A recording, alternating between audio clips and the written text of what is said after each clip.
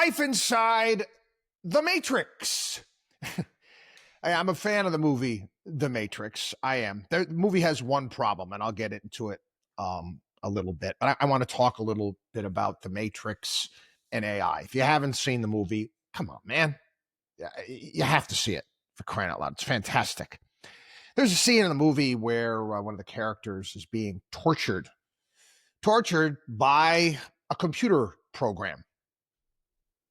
That's what he's getting tortured by. A lot of AI, I guess when I say comparison again with this movie and today, and this is why I decided to bring this up today. In these being tortured, Morpheus is being tortured by this computer program, and is filling him in on the things that they tried to do. They try to develop a world, AI, the Matrix, to try to develop a world for human beings where there would be no problems, no issues, but human beings wouldn't take to it. He said whole crops were lost. Now, you've seen the movie, human beings are basically batteries. Batteries for tech, AI, that has taken over. There's a line in that torture scene, and he talks about how, the Matrix, what we're living in, what the people were living in, but they weren't really living in it. They were plugged into it. Their brains were doing it because, again, they were nothing more than batteries.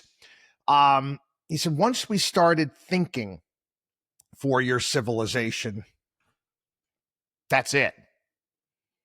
That's it. And that's, they called that the peak of their civilization. That's where they plugged all the human beings into. He described it as evolution. He also goes off on this other rant, talking about how human beings aren't really mammals, they're a virus. Let's take that and put that aside. Are we living in a matrix?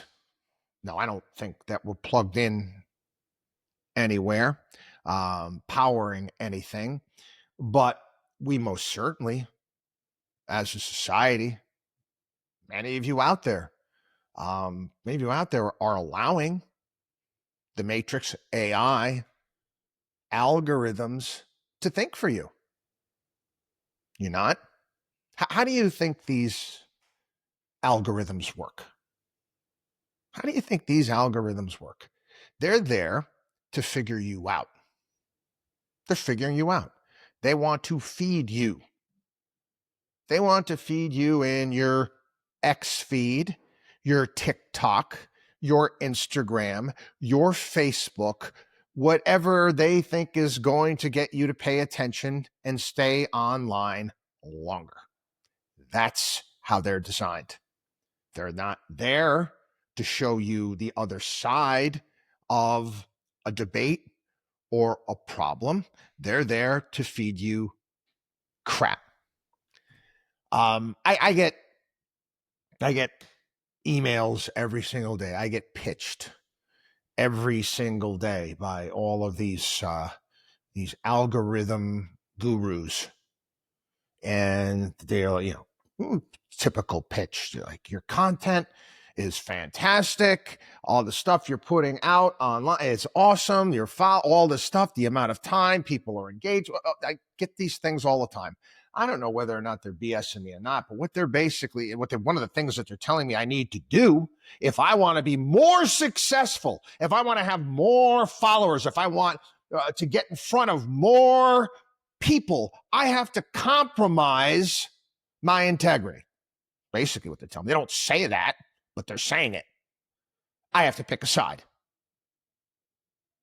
I have to pick a side. The algorithms don't know how to deal with Markowski. They don't. They don't know how to deal with Markowski. Hey, the radio networks, they never knew how to deal with me, quite frankly, either. How do you push this out in an algorithm? Okay, you push it out to conservatives. Well, he says things that piss off conservatives, but sends it out to the left. The people that are leaning to left, piss people off there. Nope, send it out to people in the middle. It's going to piss people off there. Who do we send it off to? They want you to pick something. That's the way it's designed. Do you think that's it's healthy? think it's good for America. It's good for any sort of society. I read the New York Times, read the Wall Street Journal, read National Review.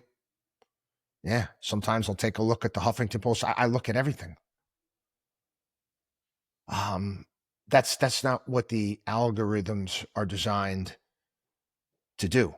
And what does that tell you? Yeah, we may not be plugged in. They may not be using our bodies yet as batteries, but they're telling us how to think. Matrix. They're thinking for our civilization. That they're pushing that type of content out.